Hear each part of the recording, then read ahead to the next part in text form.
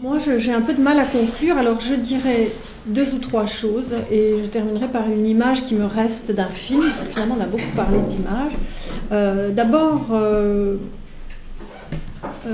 évidemment, comment dire, je me dis tout le temps que tout ce que nous avons dit ne supprime pas le fait qu'il y a quelque chose de scandaleux dans notre finitude et que je reste avec cette question et ce scandale dont le vieillir n'est qu'une des manifestations, à savoir que nous allons mourir. Et c'est pas marrant de dire ça, mais on a essayé de constamment travailler sur avant cela, mais je crois qu'il nous reste cette question du fait que nous allons mourir, et comme le disait Godin hier, nous sommes peut-être la première société qui ne donne aucun sens à la mort, et sans doute que du coup, cette mort nous est à charge, et ce cheminement vers elle, qui est le vieillissement, est aussi à charge. Ce que je retiens de tout ce qu'on a dit, pour ma part, d'abord, je retiens la liberté. Cette idée de la liberté à laquelle je n'avais jamais pensé et qui m'est venue en écoutant tout le monde ici, les uns et les autres. C'est-à-dire qu'il y a dans le fait de vieillir comme disait Paché ce matin, le fait de déposer le manteau de nos préjugés, de nos habitudes et de nos contraintes. Et ça c'est un accroissement. C'est peut-être là l'endroit de l'accroissement qu'on peut trouver dans le vieillissement, c'est dans cette liberté plus grande qui est conquise. Et puis la deuxième chose, donc dans la jouissance du monde, c'est ce que tu disais Elisabeth, et au fond c'est ce qu'on a entendu hier, ou à d'autres reprises encore, vieillissant, nous jouissons de mieux en mieux du fait d'être au monde. Et ça c'est aussi une grande chose. Et là, l'image que je voudrais livrer, qui m'est revenue là cet après-midi, en laissant penser tout ça, en fait j'avais 1000 choses qui me sont revenues, tout à coup il y avait l'urgence, on allait arrêter et on ne pourrait plus en parler, mais il y a une chose qui me frappe, il y a très longtemps, il y a au moins 20 ans, j'avais vu une émission sur Arte, je crois, où l'on interrogeait des personnes qui étaient devenues très âgées et qui avaient été des combattants du ghetto de Varsovie. Et tu l'as connu ce documentaire? C'est un documentaire d'Alain Joly.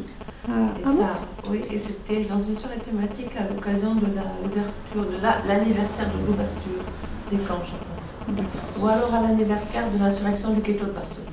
Peut-être, plutôt ça. Ça me fait penser à un documentaire d'Alain Joly, ce que tu dis. Et donc c'est des interviews avec des anciens en Israël. Voilà, il va rencontrer ces personnes âgées, elles sont devenues âgées à ce moment-là, et il les interroge et il les fait parler donc de cette insurrection du ghetto de Varsovie.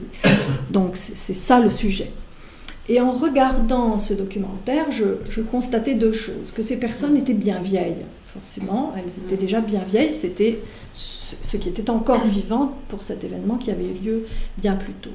Et elles étaient bien vieilles, donc elles avaient traversé le temps, elles avaient vécu, elles vivaient longtemps, et surtout, chacun de ceux qui ont parlé, chacune et chacun, était dans une joie de vivre. Ils avaient une puissance de vie qui se manifestait, et dont je me disais, alors ça, pour moi ça faisait un triangle. Vivre vieux, avoir su se battre, être dans cette joie de vivre, et cette joie de vivre était certainement ce qui avait aussi déjà permis à ce moment-là de se lever contre au dépit de tout espoir, c'était presque perdu d'avance. Et bien voilà, il y avait ce triangle dans la longévité, la joie de vivre et la révolte, avoir su se lever contre. Et voilà. Et pour moi, c'est resté une image très très forte c'était une leçon de vie, voilà, que je prenais là derrière ce qui m'était raconté sur ces rebelles. Non, moi ce que je retiens, c'est, comme tu dis, la jouissance, bien sûr, la liberté, la déprise, ça j'insiste là-dessus, c'est-à-dire sur le lâcher, quitter les identifications, et puis le renoncement. J'ai mieux entendu cette affaire du renoncement et de la renonciation. Ça me paraît essentiel, essentiel, ayant eu une mère, moi-même, qui a renoncé, justement, qui était dans le renoncement, j'ai mieux entendu, du coup, une certaine position, un retrait, anticipé, et le renoncement comme une forme de refus de ne plus être celle qu'on était. Voilà. C'est-à-dire qu'on renonce à proportion de ce refus. On renonce à l'investissement amoureux, par exemple, ou à vivre d'autres formes de désir, d'autres formes hein. Pour les personnes qui n'étaient pas là, il y a eu quelque chose de très important dit hier sur le renoncement et la renonciation. Le renoncement étant du côté d'une radicalité pour une femme, par exemple, de dire non, ça n'est plus pour moi, l'amour n'est plus pour moi, le désir n'est plus pour moi, tout ça c'est fini. Voilà. Radicalement fini. Bon. Et qu'il y a des renonciations, et quand on est dans la renonciation, on est dans le partiel. Justement, on est dans une forme de plasticité possible, c'est-à-dire dans pouvoir aménager, pouvoir déplacer, pouvoir quitter, voilà, pour pouvoir lâcher, abandonner une certaine chose au profit d'une autre. Voilà. Quand on n'est pas dans le tout, quand on lâche cette affaire du tout, justement, hein, ou du revenir au même, c'est-à-dire c'est vraiment ça qui se fait, c'est-à-dire que comme si on refusait quand même de ne plus être la même. C'est au niveau de l'imaginaire et du narcissisme que ça se passe, ça, hein, qu'on ne veut pas quitter, justement. Et pouvoir lâcher ça comme juste une image, lâcher ces images, en fait. On lâche ces images, finalement, comme des baudruches qu'on laisse s'envoler et qui éclatent. Hein. C'est vraiment ça. Et au profit d'autres formes, d'un autre regard sur soi, y compris, hein, comme on enlève des pelures, finalement, imaginaires, tout à fait imaginaires. Ouais. Antoinette, tu voulais dire quoi? Moi, je voulais vous dire qu'en vous écoutant et en prenant des notes, en feuilletant dans mon carnet, je suis tombée sur un manifeste que j'ai ramassé à l'école des arts décoratifs à Strasbourg il y a quelques années. Et c'est un manifeste donc d'étudiants qui sont en art déco, qui font du design et qui ont édité quelque chose qui me plaît énormément. Je le relis régulièrement. Ça s'appelle Manifeste fragile. Et si on remplace le mot de futur designer par futur vieillard ou vieux, ça donne ça.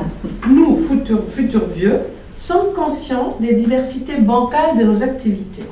Nous sommes responsables de nos faiblesses, nous explosons nos certitudes, nous mettons en tension des problèmes, nous questionnons la faiblesse, nous disséquons les comportements, nous heurtons les sensibilités, nous brisons la futilité, nous interrogeons les fractures, nous nous émiettons, nous déchirons la copie, nous mangeons du concept, nous éclatons les questionnements, nous étoffons la détonation, nous dégradons le maintien, nous décrétons nos lois de gravité, nous jetons nos réflexions à côté, de travers, nous pensons à l'envers, nous nous exposons sans précaution, avec ou sans parenthèse, nous fantasmons la sincérité, nous écrasons la prétention, nous espérons, nous sublimons nos désaccords et nous répondons de nos erreurs. Nous assumons ce manifeste. C'est pas beau? C'est ce qu'on a fait pendant 2 jours.